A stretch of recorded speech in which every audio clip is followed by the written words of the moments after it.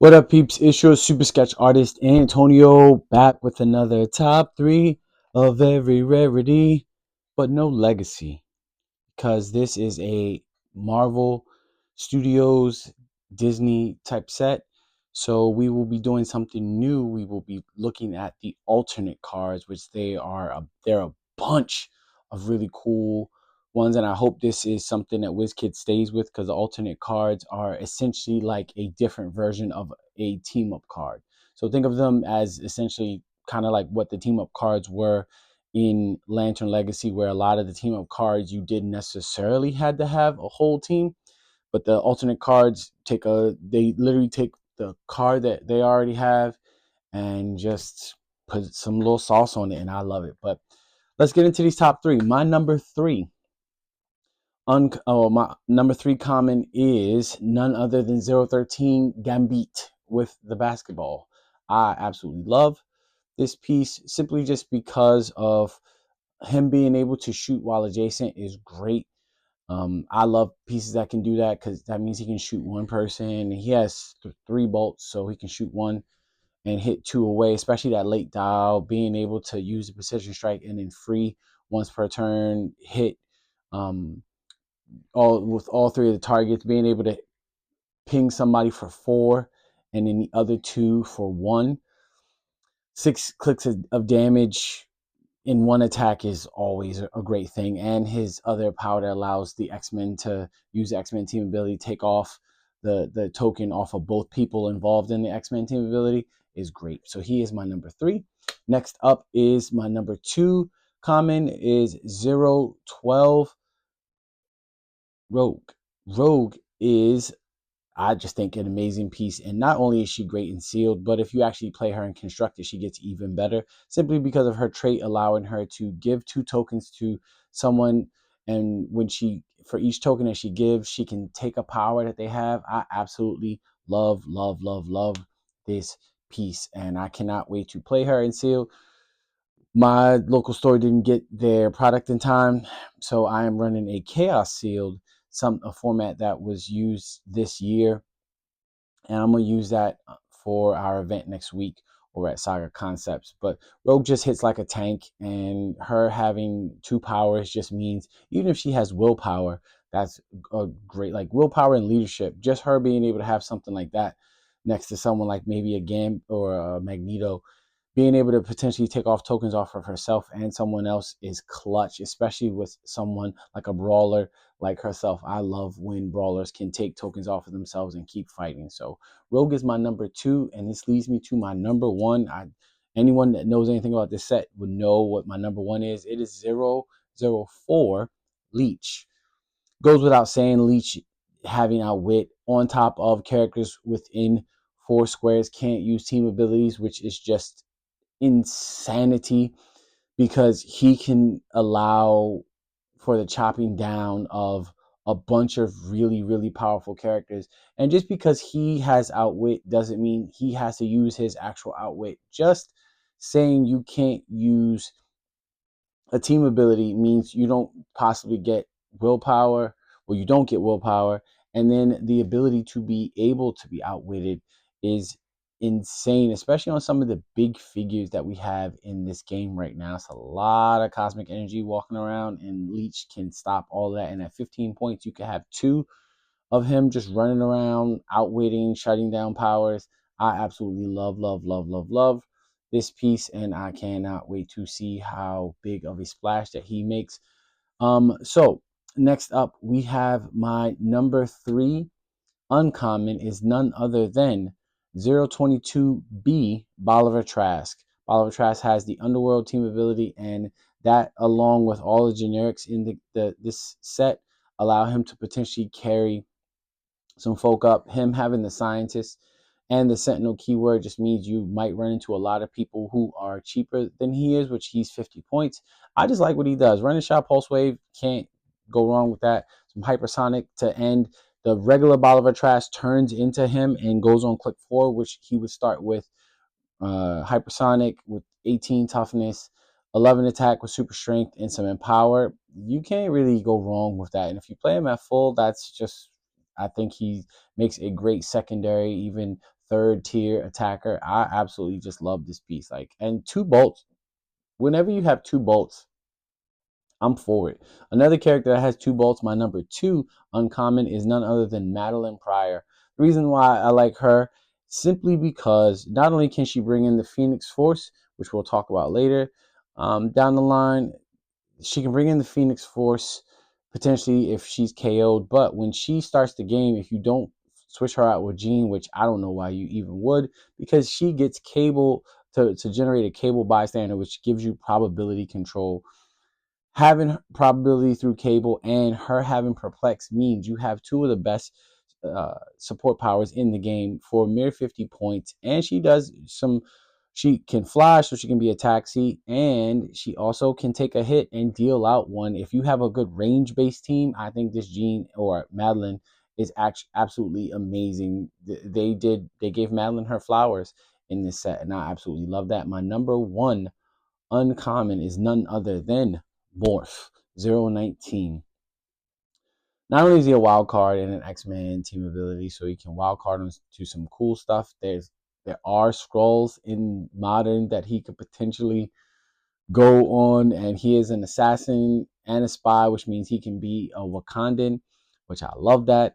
But it's really his trait, him being able to switch in between three different characters. Shout out to Dice Station Zebra. I saw Jocelyn play him, and she kept using the Hulk, and that 19, along with the toughness, along with shape change, just kept him alive and kept him moving, and then being able to flurry at different points.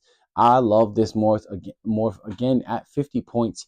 He's very, very cheap for, I think, what he does and what he actually brings to the map. Being able to taxi two people, as well as just his dial is long enough, and with the toughness and those first four clicks all being the same, even if he takes a hit for three or even four, after him taking four, as long as it's not penetrating, he'll still have the same stat line he did on click one as he has on click four.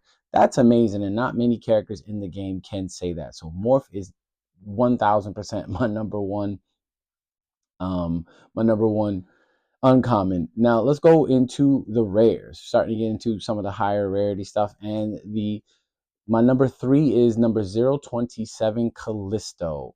The reason why I love this Callisto is just because 45 points gives you so much. Not only does she have leadership, so that gives you an extra action. She has outwit on her first three clicks, which is a great support power, especially in a set like this that you really need to shut down some of these very powerful pieces. But also she has stealth, which not a lot of people in this set bust stealth, and she has combat reflexes to start. But when she rolls that leadership, she gets to make a Morlock, and along with the rest of her trait, which allows her to bump up a stat for her and any friendly characters that have the Morlock keyword. Now she could potentially be walking around with a 21 defense up close, or just a 19 from range if you get to see her through stealth, or even possibly a 20 if she's not in stealth and she's standing hindering. I absolutely love this piece. Add in a whole dial full of blades and late dial exploit on top of that. Chef's kiss. Throw in the underworld team ability just so she can carry some people that are lower points than her, and that means that she can carry up those Morlocks that she makes. I can't wait to play this piece.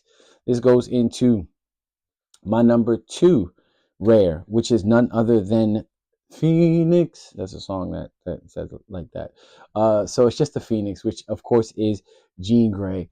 And the sculpt in hand not only looks amazing, and it's kind of heavy, which I dig, but I love that we finally got a Jean who, oh, there's a regular Jean or Madeline or something like that, or Marvel Girl that dies. Now this figure comes in on click one. And I love that. I love when characters don't just come in on their last non-KO click, but come in on click one. And Phoenix does that. And even if you don't necessarily bring her in, you could potentially heal a friendly character that has the X-Men keyword one click. There's a lot of don't die, heal this character.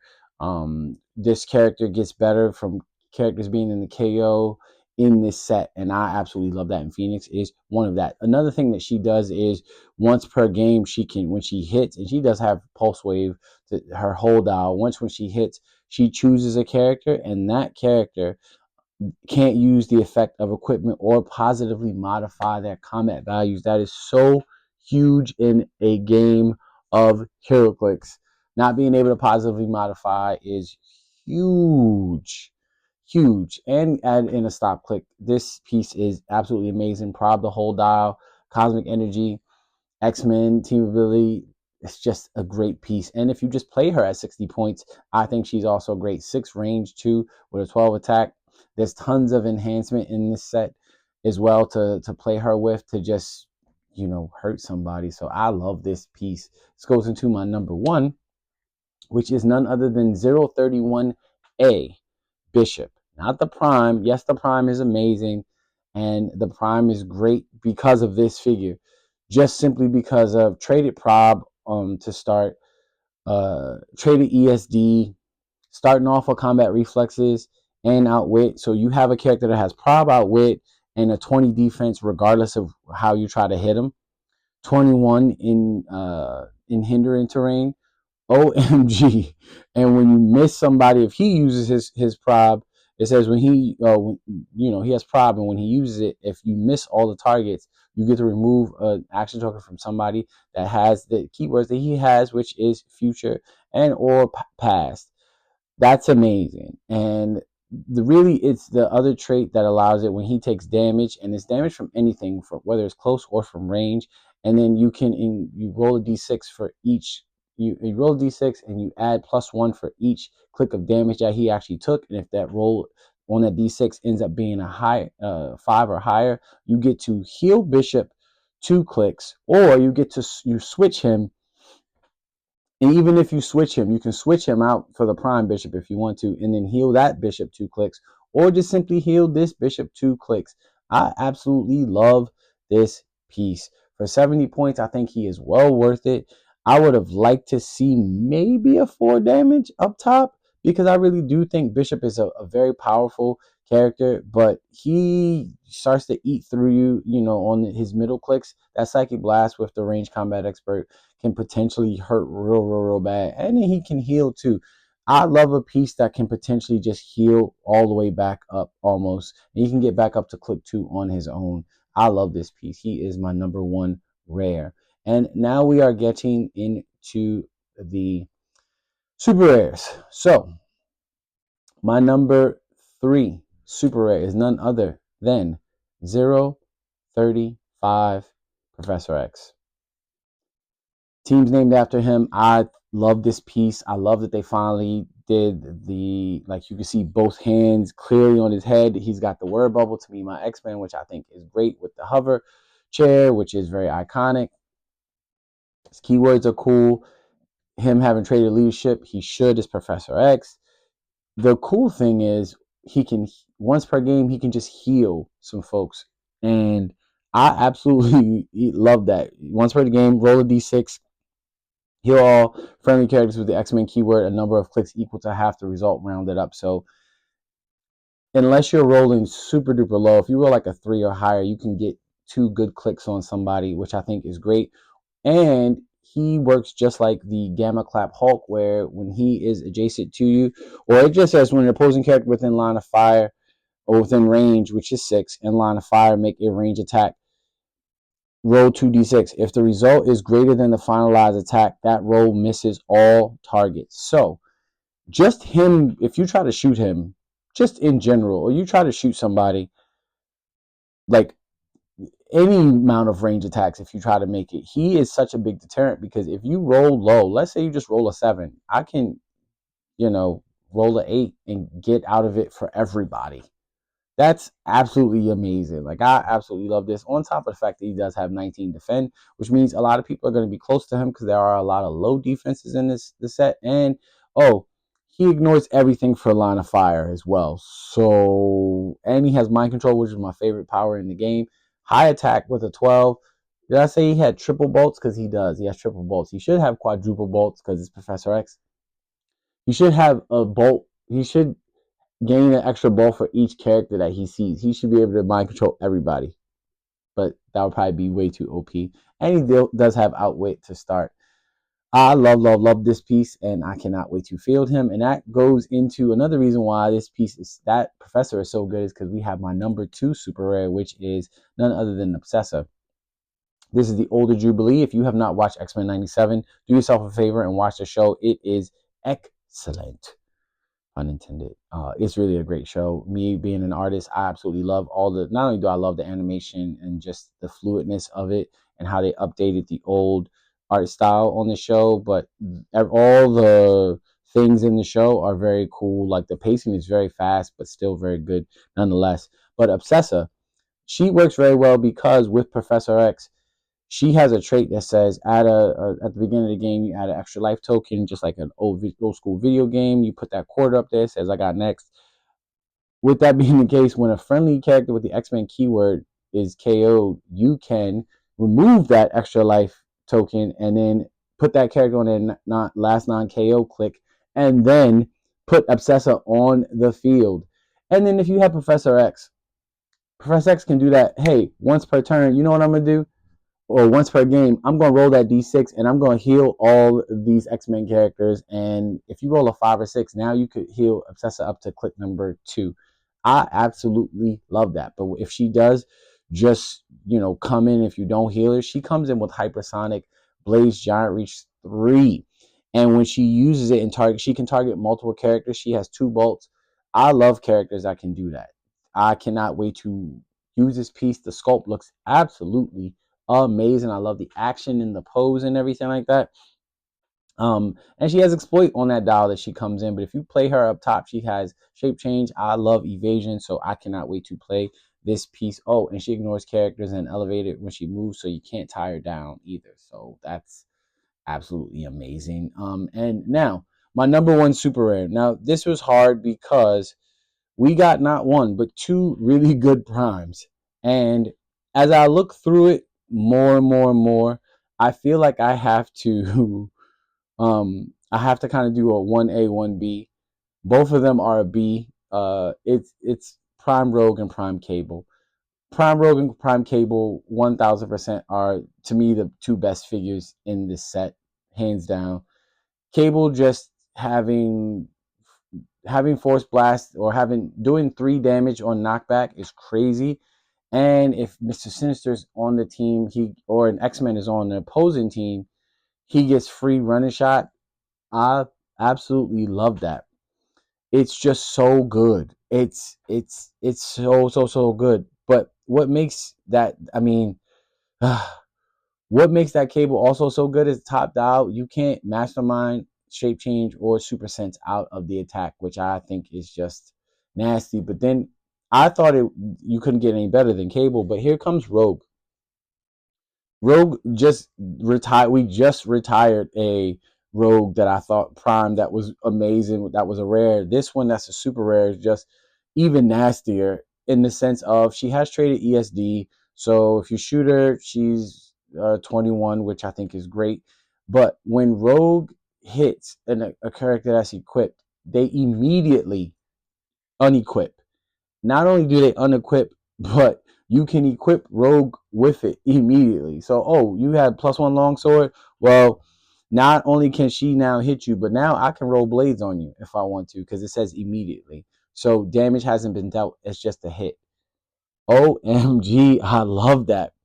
And then on top of that, opposing characters can't choose Rogue you can't target Rogue with anything except an attack. So that's no prob, no perplex, no outwit, no beginning of the game actions, no middle of the game or end of the game actions. You can't target Rogue for anything except for attacking if you are an opposing character. And if she moved, she has a moving attack, her hold out, and she ignores characters and destroys blocking when she moves.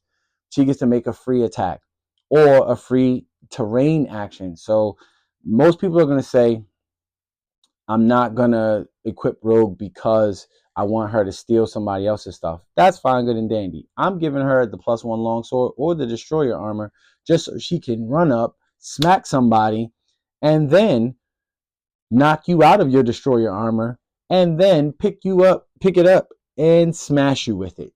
Yes, please. I'll take that. Thank you very much. I'm Rogue. I love that. I Love that.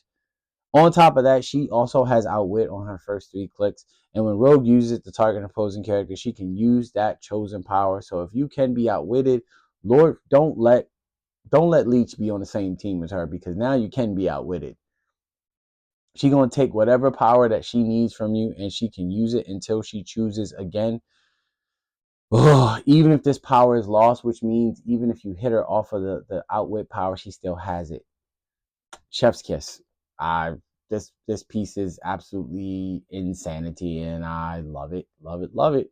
Let's go into the chases. My number 3 chase is none other than 044 Nightcrawler. Kurt Wagner. If you have not seen, again, X-Men 97, look up Nightcrawler and Wolverine fight on YouTube. Look it up and just watch it and just enjoy. Get some popcorn and enjoy the amazingness of this. I am so happy that WizKids decided to make this sculpt look exactly like that scene is. It's absolutely marvelous. I love it. This Nightcrawler is just another in a long line of great Nightcrawler figures for 75 points. I'm never playing him at the 40 personally. At 75 points, just him being able to use the Banff just like the Rare does, but him being able to use the Banff, having traded Super Senses, that's 50-50, and all of a sudden having Blades his whole dial, but the special Blades that went in with Precision Strike, that is, special Blades with precision that allows him to hit when he uses Blades. Once he hits, he can move. You can place him up to 3 squares away and then hit somebody else. Yes, please. Yes, please. The only thing about it is he doesn't move very far, which I think is bad for Nightcrawler, but that's all right. He is my number 3. Now, my number 2 is none other than 047 Madeline Pryor. Not only does this sculpt look, it's just absolutely gorgeous, but she is Cosmic Energy and Mystic's team ability. So you can't outwit her, and when you do hurt her, you're going to take some damage. Good luck hurting her, because at the beginning of the game, she makes not 1, not 2, not 3, but 4 Phantasm bystander tokens. And she says friendly bystanders within range, which is 4 range that she has, can use her displayed damage power. So that means at the beginning of the game, you have not 1, not 2, not 3, not 4, but 5 uses of probability control. And if you use her with the other Madeline Pryor, not only would now you'll have another cable, or if you use it with Jean, that Cyclops will have prob as long as it stays with it. If you use any of the other characters, the Callisto, or even the Valerie Cooper who makes bystanders, all of them, if they're within 4 of Madeline, will have probability control or perplex or outwit if you get it that far. But she starts with a 19 mastermind. And she has shape change traded as well, along with ESD. So if you try to hit her from range, that's a 21. But her having a shape change, and then if any friendly character gets that rolls that shape change, she gets mind control for free. I love this piece. OMG. If only she had triple bolts, which she should have. She should have triple bolts. I understand why they didn't give it to her, because she was kind of concentrating on one person at a time in the show. I still would have wanted her to have multiple targets, because that's what I like. This goes to my number 1 chase, which is her creator, number 48, Mr. Sinister. Now, Mr. Sinister is one of my favorite characters in Marvel. There's a whole bunch of Mr. Sinisters right here. My first comic book that I ever, like my first X-Men comic I ever had, was the first cover appearance of Mr. Sinister during the Inferno. I absolutely love this piece, simply because not only is this Mr. Sinister offensive, which not all Mr. Sinisters necessarily are, he does have 2-point values, and the 50-point value is that kind of I stay in the back Mr. Sinister. But it's the bystander that he makes. He makes a bystander that copies the name of an opposing character, and then that bystander can use not only the powers but also the stats of that character. Oh, you got Superboy Prime? So do I. What? Oh, you got Azala? So do I. I got those same powers that she has. I love that. And then when you try to kill the bystander, Mr. Sinister can roll a d6, and if he rolls a 5 or 6, it's not KO'd. It's not KO'd. Yes. Yes. And yes, he can go on a team with Red Wing and Falcon to make it so that you just don't die. I love it. I can't wait to play it. He ignores characters for movement, and he has Outwit, Prob, and Perplex. And if he targets a character, when Mr. Sinister uses those powers, he may choose that he has a range of 8 and lines of fire he draws can't be blocked. If he does, he may only target characters that share a name with another character on the map. That's cool because his bystander automatically will share a name with another character on the map. So that means in a sealed environment, you might have multiple characters on both teams that share a name, like a Cyclops or a Jean or any of those, or even a Magneto. You might have some of that, and then you can outwit, perplex, and prob not only your clone from 8 squares away with no line of without proper line of fire needed, or you can probably get that opposing character and outwit something or perplex something down, or even prob them from far away if you want to keep him back. He also has a 19 mastermind to start. I love, love, love, love this piece. I cannot wait to have him. I can't wait to have him. Now, let us get into the alternate cards. Now, the alternate cards are very cool. And I gotta say, my number 3 alternate card is none other than Morph. Morph, this version of Morph, he works again kind of like Obsessa. He can save the life of actually, he works just like Death Metal Wonder Woman, who I have on display. Death Metal Wonder Woman and him both say when you choose that character, you put him on that last non-KO click. He doesn't heal like Death Metal Wonder Woman, thankfully, but you can then you put that character adjacent to Morph, and if they are named Logan or Wolverine, now they have immune. So you can send out, say, like Chase Wolverine, let him just get killed, and then oops, you didn't kill me, but you wasted all this time fighting me. Now I can potentially be all the way in the back of the map chilling if I need to and getting healed up. And also, he says choose a friendly character within 4 squares, and this is a free action that's traded. Until your next turn, Morph can use any standard powers that character can use and replaces that range value and replaces their range with the character's printed range. So if you do have a long range character, whoever you want, I mean, the new Dark Side just came out. That the legacy from the Apocalypse pack, my unboxing video I just dropped the other day. You could you could have Morph get put on an X-Men team by a certain someone, and then now you still, I mean, you don't have much of a team, but now if Darkseid gets KO'd, Morph can just bring him back. I love it. I love it so much. Morph is my number 3. My number 2, like alternate card, about to say legacy card. Alternate card is none other than Gambit. This Gambit is very cool. From the moment that we got to see him in some of the unboxings, we already knew this was going to be a great card. He has that pig trait. The first person that misses 3 times, the opponent scores 25 points, and it automatically ends the turn of whoever missed that 3rd time. I love that.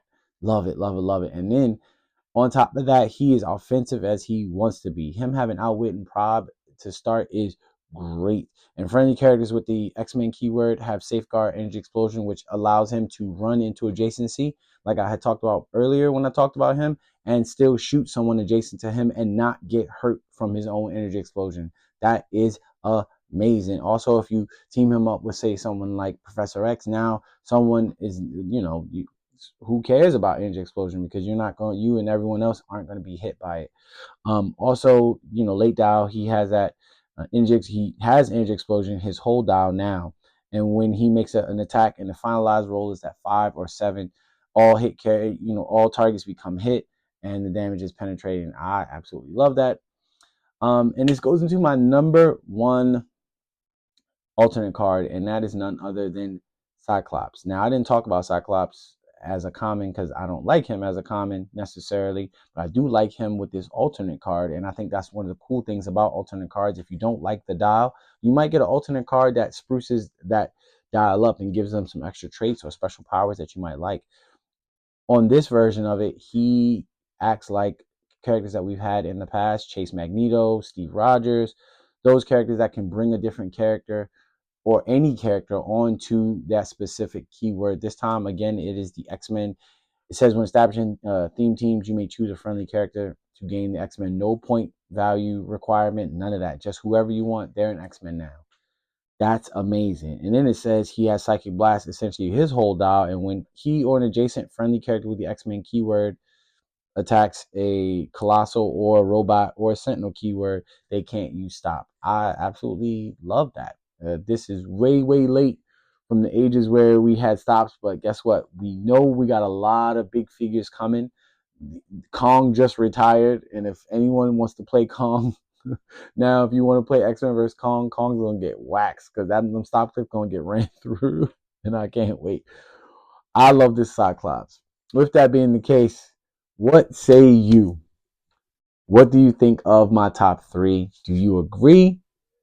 What are your top three? What are some of your favorite pieces from the set?